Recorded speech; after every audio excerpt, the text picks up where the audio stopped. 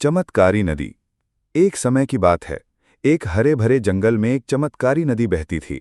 कहा जाता था कि इस नदी का पानी जो भी पीता उसे एक खास जादुई शक्ति मिल जाती थी। लेकिन शर्त यह थी कि उस शक्ति का इस्तेमाल केवल दूसरों की मदद करने के लिए ही किया जा सकता था।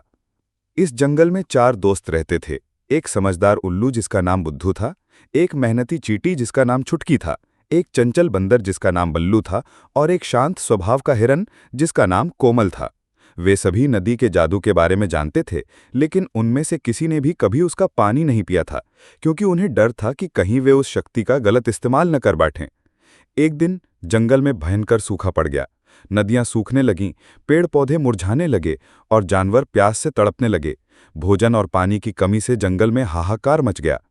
बुद्धू उल्लू, जो सबसे बुद्धिमान था, उसने अपने दोस्तों से कहा, अब समय आ गया है कि हम जादुई नदी के पानी का इस्तेमाल करें। हमें इस शक्ति का उपयोग जंगल को बचाने के लिए करना होगा।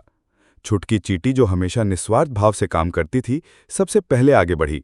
उसने नदी का पानी पिया और तुरंत ही उसे ये शक्ति मिली कि वो मिट्टी में नमी को महसूस कर सकती थी और पानी के छिपे हुए स्रोतों का पता लगा सकती थी।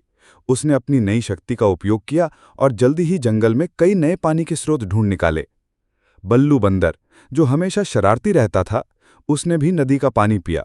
उसे पेड़ों को तेजी से बढ़ाने की शक्ति मिली। उसने अपनी शक्ति से सूखे पेड़ों में नई जान डाली और देखते ही देखते जंगल फिर से हरा भरा होने लगा। कोमल हिरन, जिसने हमेशा दूसरों की परवाह की, उसने भी नदी का पानी पिया। उसे ये शक्ति मिली कि वो बीमार जानवरों को ठीक कर सकता था। उसने अपनी कोमलता और इस जादुई शक्ति से जंगल के सभी बीमार और कमजोर जानवरों को स्वस्थ कर दिया। अब बारी थी बुद्धू उल्लू की। उसने नदी का पानी पिया और उसे ये शक्ति मिली कि वो भविष्य को देख सकता था और आने वाली आपदाओं के बारे में पहले से जान सकता था। उसने इस शक्ति का उपयोग जंगल को भविष्य में आने वाले सूखे और तूफानों से बचाने के लिए किया। चारों दोस्तों ने अपनी अपनी जादुई शक्तियों का इस्तेमाल केवल जंगल और उसके निवासियों की भलाई के लिए किया। उन्होंने कभी भी अपनी शक्तियों का दुरुपयोग नहीं किया और हमेशा एक दूसरे का साथ दिया।